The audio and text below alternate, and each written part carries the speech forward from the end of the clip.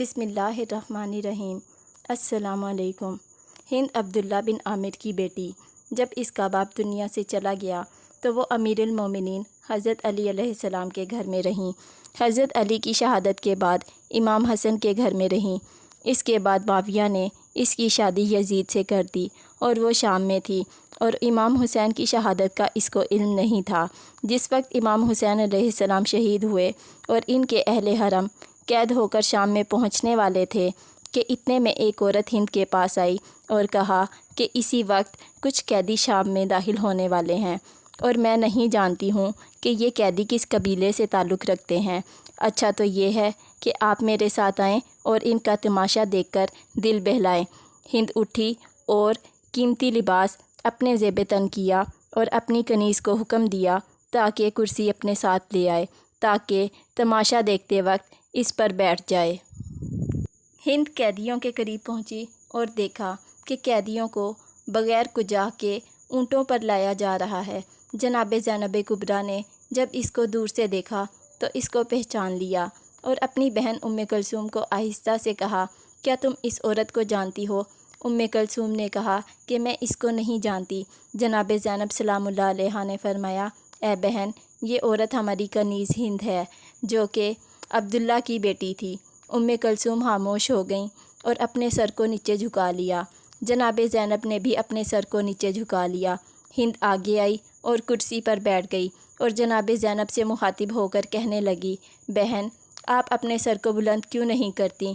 جناب زینب نے جواب نہ دیا۔ ہند نے پوچھا، تم کس شہر کے رہنے والے ہو؟ جناب زینب نے فرمایا، ہم مدینہ کے رہنے والے ہیں۔ ہند نے جب مدینے کا نام سنا تو کرسی سے نیچے آئی اور کہا، مدینہ کے رہنے والوں پر سلام ہو۔ جناب زینب نے فرمایا کہ کرسی سے نیچے کیوں آئی ہو؟ ہند نے کہا، مدینے والوں کے احترام کے لیے اور تواضع کی خاطر۔ اس کے بعد ہند کہ جس نے ابھی تک جناب زینب کو نہیں پہچانا تھا، عرض کیا، میں چاہتی ہوں کہ اہل مدینہ کے ایک گھر کے بارے میں سوال کروں۔ جناب زینب نے فرمایا، پوچھنا چاہتی ہو پوچھ لو۔ ہند نے کہا، میں علی کے خاندان اور اس کے گھر کے بارے میں پوچھنا چاہتی ہوں اور میں ایک مدت تک ان کی کنیز رہی ہوں۔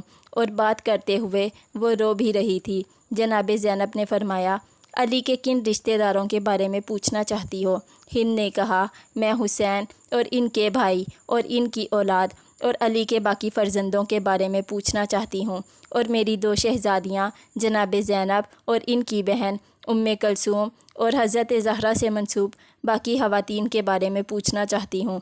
حضرت زینب بہت زیادہ روئیں اور فرمایا، اے ہند، اگر علی کے گھر میں پوچھنا چاہتی ہو تو ہم نے علی کے گھر کو مدینے میں چھوڑ آئے ہیں اور عنقریب ان کے رشتہ داروں کی موت کی خبر سن لو گی۔ اگر حسین ابن علی کے بارے میں پوچھنا چاہتی ہو تو یہ اس کا سر مبارک ہے جو یزید کے سامنے موجود ہے۔ اگر عباس اور علی کی باقی اولاد کے بارے میں پوچھنا چاہتی ہو تو ان کے بدن جو کہ قربانی کے گوشت فندوں کی طرح سروں سے جدا کیے گئے ہیں، وہ کربلا کے صحرا میں ہم چھوڑ آئے ہیں۔ اور اگر زین العابدین کے بارے میں پوچھتی ہو تو وہ سامنے زنجیروں میں اسیر زین العابدین ہے جو کہ شدت بیماری اور درد کی وجہ سے حرکت کرنے پر قادر نہیں ہے۔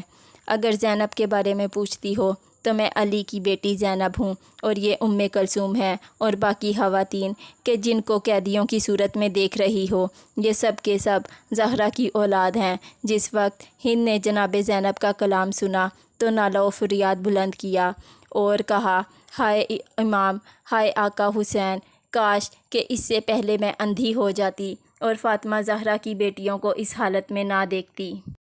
شدت غم کی وجہ سے اس نے زمین سے ایک پتھر اٹھایا اور اپنے سر میں مارا، جس کی وجہ سے خون سر سے بہہ کر چہرے پر جاری ہوا اور وہ بے ہوش ہو گئی۔ اور جب ہوش میں آئی تو حضرت زینب سلام اللہ علیہا اس کے سرہانے آئیں اور فرمایا، اے ہند، اٹھو اور اپنے گھر چلی جاؤ، میں ڈرتی ہوں کہ کہیں تمہارا شوہر تمہیں تکلیف نہ دے۔